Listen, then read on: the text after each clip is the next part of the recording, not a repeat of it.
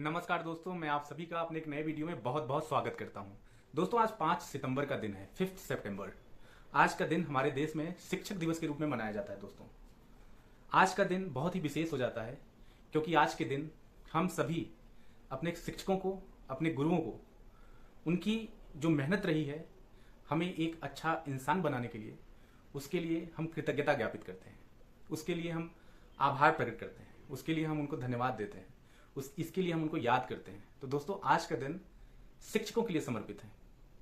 शिक्षकों को सम्मान देने और उनका समाज में उनके योगदान को याद करने का दिन होता है। दोस्तों, शिक्षक एक इंसान को, इंसान के भविष्य को आकार देने में एक बहुत ही महत्वपूर्ण भूमिका निभाते हैं। शिक्षक के बिना जीवन की कल्पना करना इस भारत देश में संभव नहीं है दोस्तों, क्योंकि हमारी जो संस्कृति है, हमारा जो समाज है, कहता है कि माँ बाप के बाद अगर किसी तीसरे व्यक्ति का, किसी एक इंसान को उसके जीवन में एक अच्छा इंसान बनाने के लिए जो प्रयास होता है, वो कहीं ना कहीं उस व्यक्ति के जो पेरेंट्स होते हैं, माँ बाप, उसके समानांतर उतना ही महत्वपूर्ण होता है दोस्तों। इसलिए गुरु का जो दर्जा है वो माँ बाप के बराबर दिया गया है दोस्तों। तो आज 5 सितंबर का दिन हम सभी को अपने गुरुओं को सम्मानपूर्वक, आदरपूर्वक, अगर वो इस दुनिया में है तो उनको फोन कॉल करके उनको धन्यवाद ज्ञापित करें और ये रियलाइज करें कि आज अगर आप एक अच्छे इंसान बन पाए हो, अगर आप एक सफल इंसान बन पाए हो, तो आपके जीवन में उनकी कितनी महत्वपूर्ण भूमिका है। जैसा कि मैंने कहा कि एक इंसान के भविष्य को आकार देने में एक शिक्षक की भूमिका अति महत्वपूर्ण है, अतुलनीय है। तो इसलिए हमारे पूरे देश में आज लगभग सभी, खासकर जितने एजुकेशनल इंस्टीट्यूशंस होते हैं, आज हर जगह शिक्षक दिवस बहुत ही धूमधाम से मनाया जाता है। आज के दिन स्कूल में बच्चे शिक्षक दिवस के महत्व को बताते हैं। शिक्षक दिवस पे कुछ पाठ, स्पीच, भाषण तैयार करते हैं, और जिससे कि वो ये बता पाए कि शिक्षकों की हमारे समाज में क्या भूमिका है, हमारे समाज के निर्माण में क्या भूमिका है, एक व्यक्ति के निर्माण में क्या भूमिका है, एक बच्चे को एक अच्छा व्यक्ति बनाने में उनकी क्या भूमिका है। कहते हैं ना कि गुरुर् ब्रह्मा गुरुर्विष्णु गुरुर्देवो महेश्वरः गुरुर् साक्षात् परब्रह्म तस्मै श्री गुरुवे नमः। और एक और कहानी है दोस्तों कि गुरु और गोविंद, गोविंद मतलब भगवान जगत पिता, भगवान विष्णु, और गुरु और गोविंद जब आमने सामने आ गए, तो अगर इंसान राक्षस, उसके बाद इंसान, उसके बाद भगवान, तो सब अपने कर्मों से इस टाइटल को प्राप्त करते हैं। जिसका जैसा कर्म उसकी वैसी श्रेणी। तो अगर कोई भगवान है तो भगवान क्यों है? क्योंकि उसके सत्कर्म उसके साथ जुड़े हैं, अच्छे काम का वो कहीं ना कहीं पालन करता है। तो अच्छाइयां जिसके साथ हैं और बुराइयां जिसके साथ हैं, तो जो जिसके साथ बुराइयां हैं वो राक्षस है, जिसके साथ अच्छाइयां वो भगवान है। तो भगवान भी कहीं ना कहीं अपने भगवान क्यों है, उसका एक कुछ कारण होता है। तो इसमें गुरु की बहुत भूमिका होती है।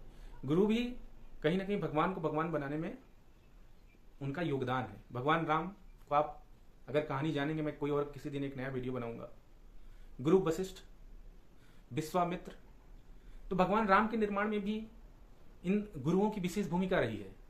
तो वही मैं कहना चाह रहा हूं कि भगवान को भी बनाने वाले गुरु हैं। तो गुरु का जो दर्जा है वो भगवान से भी बड़ा है।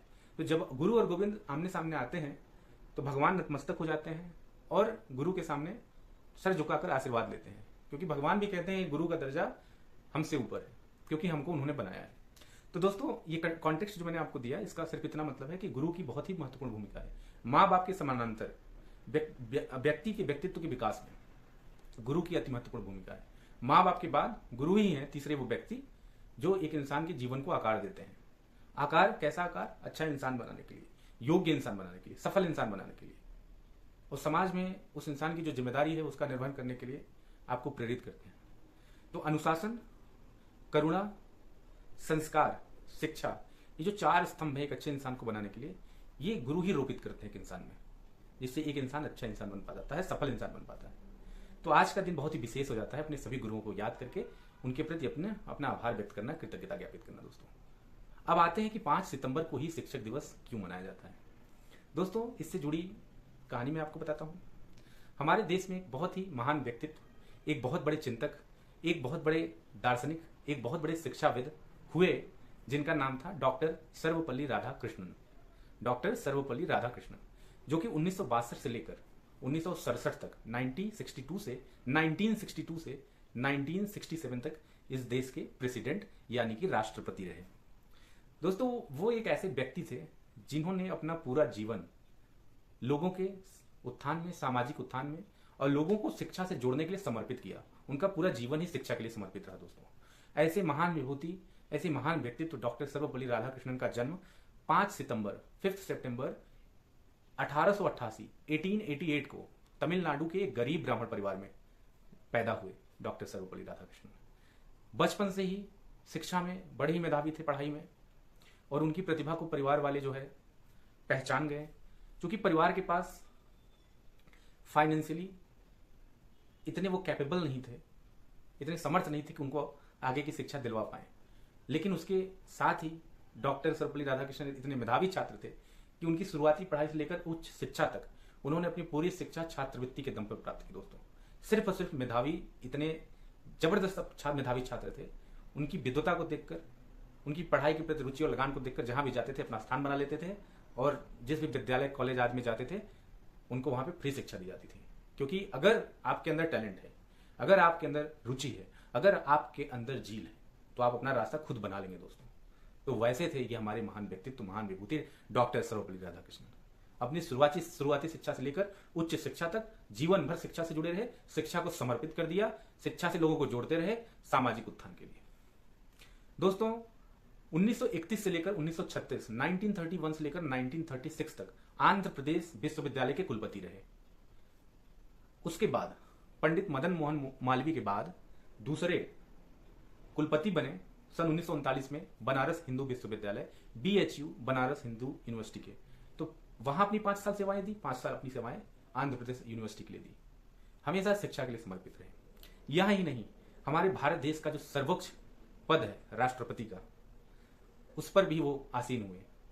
दोस्तों, सन 1962 से लेकर सन 1967 तक इस देश के वो राष्ट्रपति रहे। दोस्तों, इस देश के वो राष्ट्रपति रहे।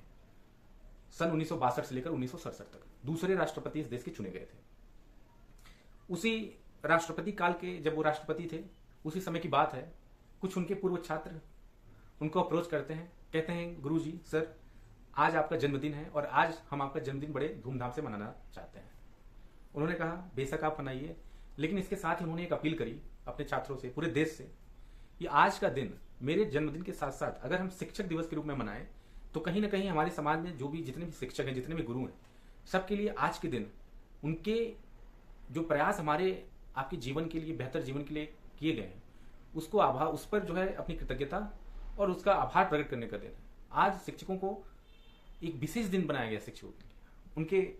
ये उनका मत था और बहुत ही स्वागत योग्य मत था, सबने उसको माना। और प्रथम प्रधानमंत्री जवाहरलाल नेहरू भी उनके काफी प्रशंसक थे और उनकी विद्वता के बड़े कायल रहते थे। तो उन्होंने ये जो प्रपोजल दिया कि 5 सितंबर को 5 सितंबर से ये जो है शिक्षक दिवस का कार्यक्रम मनाया जाने लगा। दोस्तों, उनका कहना था कि मेरे जन्मदिन को आप समाज के सभी गुरुओं के लिए, शिक्षकों के लिए समर्पित कर दो। आज के दिन जो है शिक्षकों के महत्व को लोगों को बताओ, शिक्षा की महत्ता को, जीवन में कैसे आपके सुधार होगा, समाज का उत्थान कैसे होगा, इस पे बात हो, और इसके लिए शिक्षकों का, गुरुओं का आभार व्यक्त किया जाए। तो उन्होंने 5 सितंबर को इसके लिए चुना। दोस्तों, लोगों ने माना, तब से 5 सितंबर को शिक्षक दिवस के रूप में मनाया जाने लगा। दोस्तों, ये जब हमारा देश आजाद हुआ तब से, इसके साथ ही हमारी संस्कृति में गुरु पूर्णिमा का एक दिन होता है, जिसमें भी अपने गुरुओं के प्रति कृतज्ञता ज्ञापित करने का बहुत ही बड़ा शुभ अवसर होता है। वो हमारे सनातन संस्कृति, हमारी भारतीय संस्कृति से जुड़ी एक अलग कहानी है, तिथि होती है जिसपे मनाया जाता है।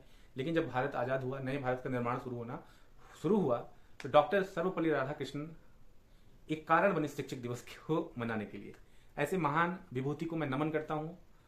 और आज भारत जहां पर तरक्की करके पहुंचा है, इन सभी महान विभूतियों की बहुत बड़ी भूमिका है। क्योंकि शुरुआती के दिनों में, आज़ादी के बाद, कहीं ना कहीं बहुत चुनौतियां थी, जो भी उस समय सत्तासीन हुए। तो उन सभी महान विभूतियों, और उसमें से खासकर डॉक्टर सर्वपल्ली राधाकृष्णन को एक बार पुनः नमन, जिन्होंने अपने पूरा जीवन शिक्षा को समर्पित कर दिया, इस देश के उत्थान के लिए समर्पित कर दिया, लोगों को शिक्षा से जोड़ने के लिए समर्पित कर दिया। ऐसे महान विभूति को मैं बहुत बहुत प्रणाम करता हूँ, नमस्कार करता हूँ, धन्यवाद ज्ञापित करता हूँ। इसके साथ ही मेरे जीवन में व्यक्तिगत रूप से मेरे जीवन में जितने भी मेरे शिक्षक समय समय पर रहे हैं, जो कि कहीं ना कहीं मुझे एक अच्छा इंसान बनने के लिए एक उन्होंने जो हमें राह दिखाया है, उसके लिए उन सभी शिक्षकों गुरुओं को सादर नमस्कार, सादर प्रणाम और धन्यवाद। तो दोस्तों, आज की वीडियो में इतना ही। और अभी बज रहे हैं 12:30 रात के, और अभी हो चुका है 6 सितंबर। मैंने सोचा था आज ये वीडियो बनाऊंगा, लेकिन ऑफिस के काम की वजह से बहुत टाइम नहीं मिल पाया दिन में। तो मैंने सोचा कि जब भी टाइम मिलेगा ये वीडियो जरूर बनाऊंगा। 5 या 6 सितंबर तो एक दिन है, बट जो भाव है अपने शिक्षकों के प्रति वो हमेशा वही रहने वाला है। सम्मान का दृष्टिकोण होना चाहिए। सम्मान के दृष्टिकोण से, आदर के भाव से अपने शिक्षकों को जहाँ पे मिले आप नतमस्तक हो जाइए, क्योंकि आपके जीवन के निर्माण में उनकी अति महत्वपूर्ण भूमिका है। जैसे एक सुनार या व्यवसायी हीरे को तराशता है, वैसे गुरु एक व्यक्ति को एक अच्छे इंसान, एक बेहतर इंसान बनने के लिए तराशता है। दोस्तों, अगर ये वीडियो पसंद आए तो लाइक कीजिएगा, अपने दोस्तों में शेयर कीजिएगा। अगर आप मेरे चैनल में नए हैं तो चैनल को सब्सक्राइब करना ना भूलना। सब्सक्राइब जरूर करना, लाइक जरूर करना, शेयर जरूर करना। वीडियो में बने रहने के लिए बहुत बहुत धन्यवाद। मिलते हैं नेक्स्ट वीडियो में, तब तक के लिए बाय। अपना ख्याल रखिए। Good night.